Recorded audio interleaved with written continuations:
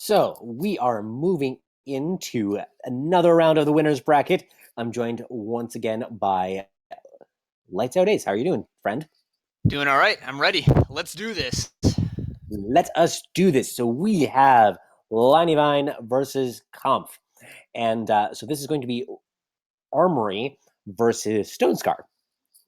Yeah, and a more mid-range Stone Scar rather than the burn-centric version. So I think this is going to come down to the timing of Auric Runehammers. It's really good against a lot of Kampf's units, and if Linny gets them at the right time, I think he's going to be able to win. So we're going to be jumping right into the game right now. Our main view is going to be from Kampf's point of view.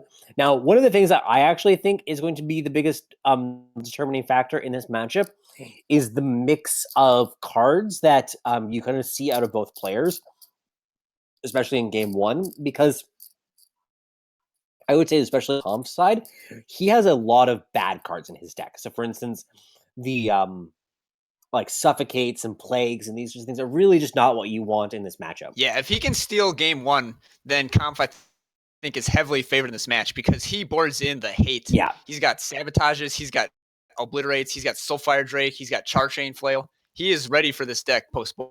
Oh, no question. So as of right now, I would say that Kampf's hand is a little bit shy of where you would want it to be, although still functional. I think the card that you want to see, okay, that's a much better pickup. Although I would want to wait until it was coming out as a 4-4 or better, I imagine. This is a hard decision that I think will actually could determine the outcome of this game. Yeah, if he plays it right here, it's going to get killed by a Sword of Icaria.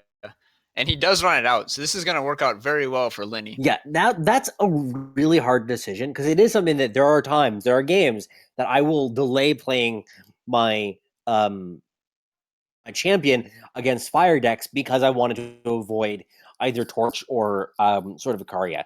Now, the previous turn, Linyvine did play out a Torch, so he was going to have access to one less in his deck, which is an advantage. But at the same time, he could just have another sort of Icaria. There's a lot of those 3 damage effects in his deck. And Laney now runs out 2 Recano Artisans, so all the weapons in his deck are boosted +2/+2, and he's going to be able to tutor for 1 with Rise to the Challenge next turn. Liney blocks pretty aggressively with those artisans I found. So we saw that in the previous game, and we saw it again here. Just nothing's really going on. Blocking down the attack of the Steward of the Past, just like just kind of fill time. I'm not sure how I feel about that. I guess that he wants to preserve life with those while he can, because a lot of the Stone Scar units fly or are burn spells that you can't interact with the 2/1. All right, you get something like a plague like you see here. Yeah, well, now his chump block last turn looks genius in retrospect. Yeah, just called it and just knew what was on top of Kampf's deck. But here comes that Auric Runehammer, and it's boosted by Rise to the Challenge and 2 Recano Artisans. So that is an 8/3 relic weapon. It is likely to get a 2-for-1 over the course of this game. So it's going to take out this Sword of the Past here. And Liney has a harsh rule in hand to take out the first threat that he cares about. And Kampf is sitting on a Death Strike that could just rot in his hand for the rest of the game. Yeah, this is a 3-turn clock. 8 damage. That's a third of his health. And he draws another Suffocate. This is looking really grim for Kampf. Yeah, as I was saying, drawing those dead cards is really quite noticeable in this matchup. And those 2 cards are giant misses. Death Strike, yeah, we're done here. And just anything like if he'd drawn a Reaper in any of those turns, it would have been a much different game. We would have actually still be in it. But as it is, several misses in a row, and he's out of it.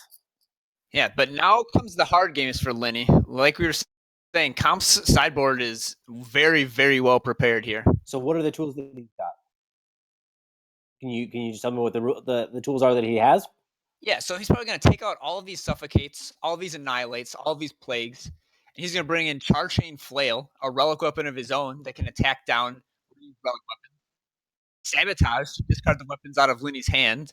Soulfire Drake and Obliterate as just more charge damage to blow up relic weapons. I don't think that Linny will get to attack 3 times with an Auric Runehammer this game. No, that seems pretty unlikely to me. Definitely some attractive tools here on his side. Now, what does Linyvine have to offer here? because I don't think that it's nearly as much. I see some protects, which might be reasonable at protecting his hand from sabotages or protecting his um relic weapons from things like Obliterate and Torch, but it's still not exceptional in the matchup. It's not like it's going to be, blocking big Flame Blast or something like that. Yeah, most of the Stone Scar damage is going to come from units in this matchup. So Protect isn't particularly exciting. And even Annihilate isn't that exciting because most of Comp's scary units are multi-faction units. Yeah, he's got a good The Annihilate can only hit Umbran Reaper, Steward of the Past, and Argenport Instigator. Yeah. So we are going to be going into game number 2. I feel as if Comp's favored post board here, but he is going to have to take off 2 in a row to stay in the winner's bracket. Yeah, we'll see. He can mount the comeback here. Yes. So we see the hand for Linyvine for Comp here. Has to send them back. Ugh, this hand is a little bit awkward.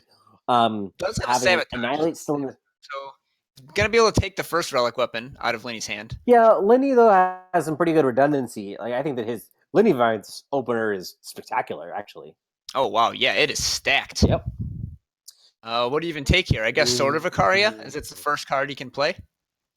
I'm not sure. See, his hand is, I would say, the weakest, just harsh rule, because I think that you're okay. So Kampf knows right now that he's behind. So what's the route to victory that actually like works? I think that the idea of ripping off multiple power in a row in order to curve out with your units is like the dream. And you're just unlikely to get that, and you know it. So, but if you do hit that, then maybe you do have a route to victory. So by that logic, the harsh rule does make sense.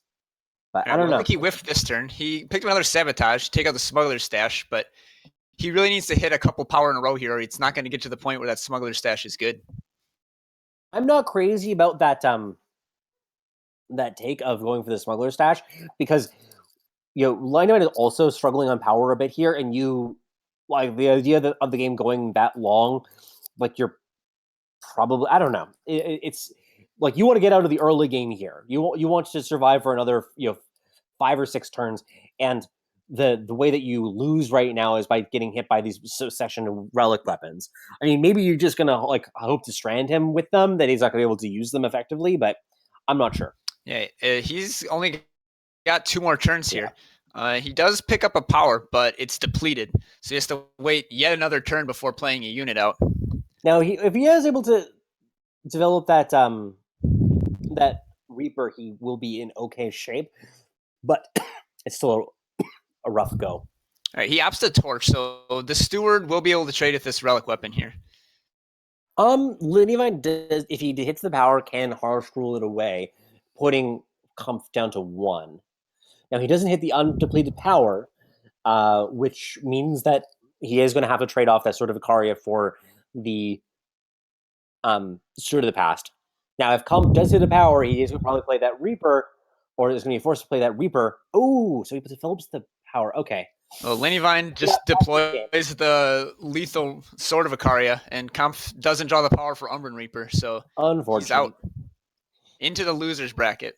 Yeah. Oh, it's an unfortunate series of events there for Kampf. Did not draw particularly well out of a opening hand, but Linyvine does move on to the semifinals of the winner's bracket. Yep, and Kampf will fall down and be playing against Shed in the loser's bracket in a Stone Scar Burn versus Stone Scar mid-range matchup. Yes, indeed. Now, perhaps we can get an update from our producer soon as to what we'll be looking at next.